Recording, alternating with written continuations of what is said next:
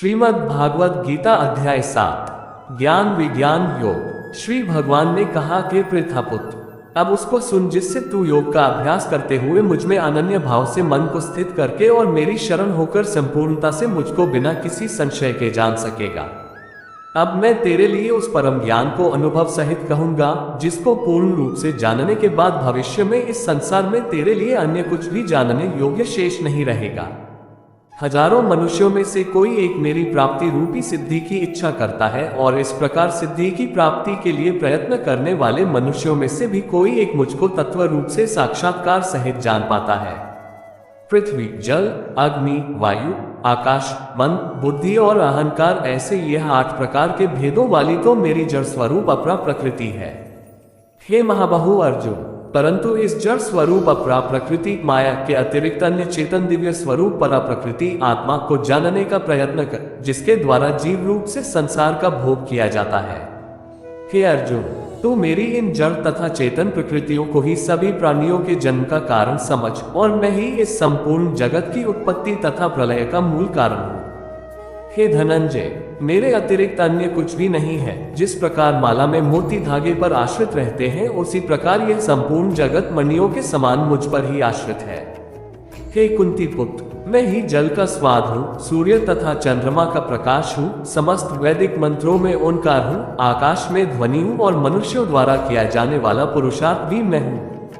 मैं पृथ्वी में पवित्र गंध हूँ, अग्नि में उष्मा हूँ, समस्त प्राणियों में वायु रूप में प्राण हूँ और तपस्वियों में तप भी मैं हूँ। हे पृथापुत्र, तू मुझको ही सभी प्राणियों का अनादि अनंत बीज समझ। मैं बुद्धिमानों की बुद्धि और तेजस्वी मनुष्यों का तेज हूँ। हे भरतश्रेष्ठ अर्जुन, मैं बलवानों का कामना रहित और आसक्ति रहित बल हूँ और सब प्राणियों में धर्मानुसार शास्त्रानुसार विषयी जीवन हूँ। प्रकृति के 3 गुण सत्व गुण, रज गुण और तम गुण से उत्पन्न होने वाले भाव, उन सबको तू मुझसे उत्पन्न होने वाले समझ, परंतु प्रकृति के गुण मेरे अधीन रहते हैं, मैं उनके अधीन नहीं हूँ। प्रकृति के इन तीनों गुणों से उत्पन्न भावों द्वारा संसार के सभी जीव मोहग्रस्त रहते हैं। इस कारण प्रकृति के गुणों से अतीत मुझ परम अविनाशी को नहीं जान पाते हैं। ये तीनों दिव्य गुणों से युक्त मेरी अपराशक्ति स्वरूप माया को पार कर पाना असंभव है, परंतु जो मनुष्य मेरे शरणागत हो जाते हैं वह मेरी इस माया को आसानी से पार कर जाते हैं। मनुष्यों में अधर्मी और दुष्ट स्वभाव वाले मूर्ख लोग मेरी शरण ग्रहण नहीं करते हैं। ऐसे नास्तिक स्वभाव धारण करने वालों का ज्ञान मेरी माया द्वारा हर लिया जाता है। हे भरतश्रेष्ठ अर्जुन, 4 प्रकार के उत्तम कर्म करने वाले, 1 आर्त दुख से निवृत्ति चाहने वाले, 2 अर्थार्थी धन संपदा चाहने वाले, 3 जिज्ञासु केवल मुझे जानने की इच्छा वाले और 4 ज्ञानी मुझे ज्ञान सहित जानने वाले भक्त मेरा स्मरण करते हैं। इनमें से वह ज्ञानी सर्वश्रेष्ठ है जो सदैव अनन्य भाव से मेरी शुद्ध भक्ति में स्थित रहता है, क्योंकि ऐसे ज्ञानी भक्त को मैं अत्यंत प्रिय होता हूँ और वह मुझे अत्यंत प्रिय होता है।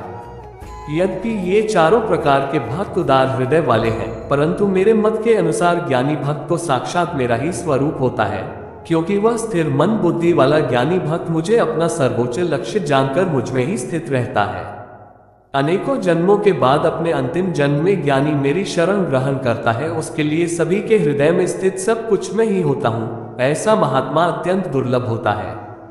जिन मनुष्यों का ज्ञान सांसारिक कामनाओं के द्वारा नष्ट हो चुका है, वे लोग अपने अपने स्वभाव के अनुसार पूर्व जन्मों के अर्जित संस्कारों के कारण प्रकृति के नियमों के वश में होकर अन्य देवी देवताओं की शरण में जाते हैं। जैसे ही कोई भक्त जिन देवी देवताओं के स्वरूप को श्रद्धा से पूजने की इच्छा करता है, मैं उसकी श्रद्धा को उन्हीं देवी देवताओं के प्रति स्थिर कर देता हूँ।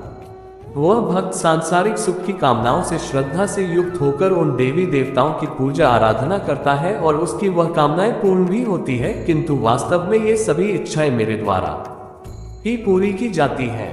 परंतु उन अल्प बुद्धि वालों को प्राप्त वह फल क्षणिक होता है और भोगने के बाद समाप्त हो जाता है। देवताओं को पूजने वाले देवलोक को प्राप्त होते हैं, किंतु मेरे भक्त अंततः मेरे परम धाम को ही प्राप्त होते हैं।